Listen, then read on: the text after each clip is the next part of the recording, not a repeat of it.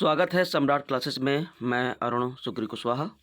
आज का 10वीं का भूगोल अध्याय 1, जिसमें हम महत्वपूर्ण थ्योरी और वन लाइनर क्वेश्चन और महत्वपूर्ण प्रश्न के बारे में चर्चा करेंगे। यदि आप चैनल में नए हैं तो सब्सक्राइब जरूर करिएगा ताकि आने वाला वीडियो आपको अपडेट के रूप में मिल सके। तो आइए शुरुआत करते हैं। संसाधन एवं विकास। सबसे पहले हम संसाधन की परिभाषा जानेंगे। वह वस्तु या पदार्थ जिससे मानव अपनी आवश्यकता पूरी करता है संसाधन कहलाता है। उदाहरण जल, भूमि, वन, खनिज, जीवाश्म ईंधन आदि। फिर वही संसाधनों के प्रकार की बात करें तो पहला है उत्पत्ति के आधार पर। प्राकृतिक जैसे जल, वायु, मृदा, खनिज। मानव निर्मित की बात करें जैसे भवन, सड़कें, मशीनें। और वहीं नवीकरणीय की बात आधार पर बात करें तो जैसे नवीकरणीय है जैसे सौर ऊर्जा, पवन ऊर्जा, जल। अनवीकरणीय है जैसे कोयला, पेट्रोलियम, प्राकृतिक गैस। स्वामित्व के आधार पर बात करें तो व्यक्तिगत, सामुदायिक, राष्ट्रीय, अंतर्राष्ट्रीय।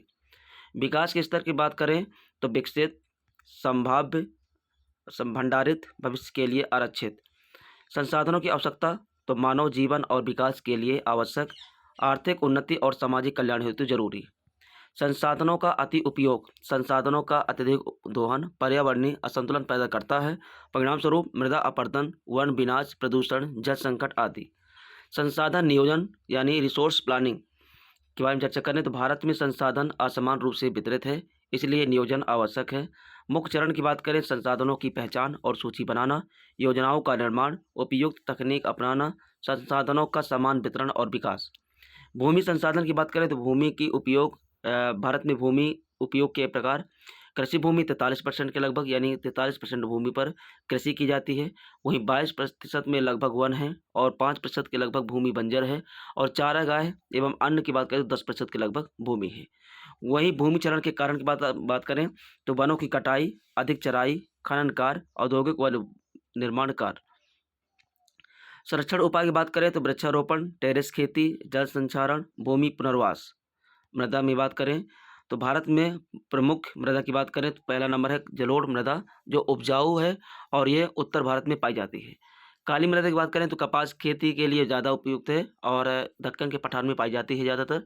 और लाल मृदा की बात करें दक्षिण भारत में, लेटेराइट मृदा वर्षा वाले क्षेत्र में, मरुस्थल मृदा ये राजस्थान में, और वन मृदा पर्वतीय क्षेत्रों में। मृदा संरक्षण के उपाय की बात करें तो टेरेस खेती, वृक्षारोपण, समोच्च जुताई, चराई नियंत्रण, जल संरक्षण। इसके बाद अब वन लाइनर की बात करें जो काफ़ी इंपॉर्टेंट क्वेश्चन है, ये कई बार यहाँ से प्रश्न बने हैं। तो यदि आप चैनल में तो सब्सक्राइब जरूर करिएगा। और ये बोर्ड एग्जाम के साथ साथ कई परीक्षाओं के लिए महत्वपूर्ण है। ये वन शॉट वीडियो है। संसाधन वह वस्तु है जिससे मानव अपनी आवश्यकता पूरी करता है। भारत में संसाधन असमान रूप से वितरित है।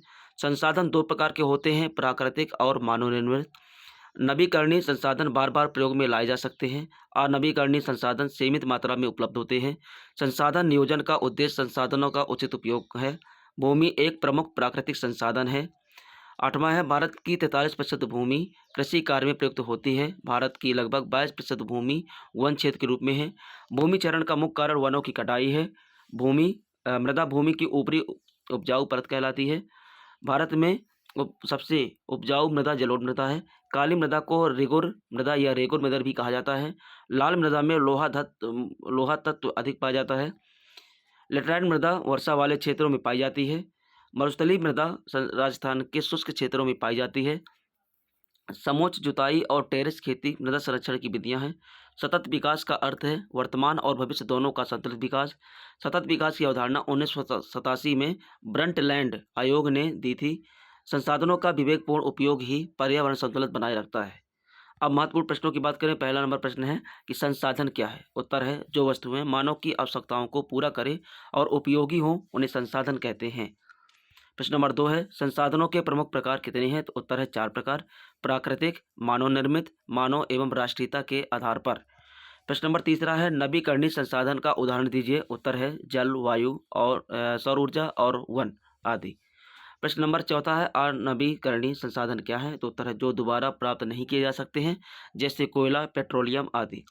सतत विकास क्या है। तो उत्तर है ऐसा विकास जो वर्तमान की आवश्यकताओं को पूरा करे पर भविष्य की पीढ़ियों की जरूरतों को प्रभावित ना करे, उसे सतत विकास कहा जाता है। प्रश्न नंबर 6वां है भूमि क्षरण क्या है? तो उत्तर है भूमि की उत्पादकता में गिरावट को भूमि क्षरण कहते हैं। प्रश्न नंबर 7वां है प्रश्न, भूमि क्षरण का मुख्य कारण क्या है? तो उत्तर है वनों की कटाई, अत्यधिक चराई, खनन, अनुचित सिंचाई। प्रश्न नंबर 8वां है भारत में भूमि उपयोग को प्रभावित करने वाले कारक कौन कौन से हैं? तो उत्तर है भौतिक कारक, मानव कारक आदि।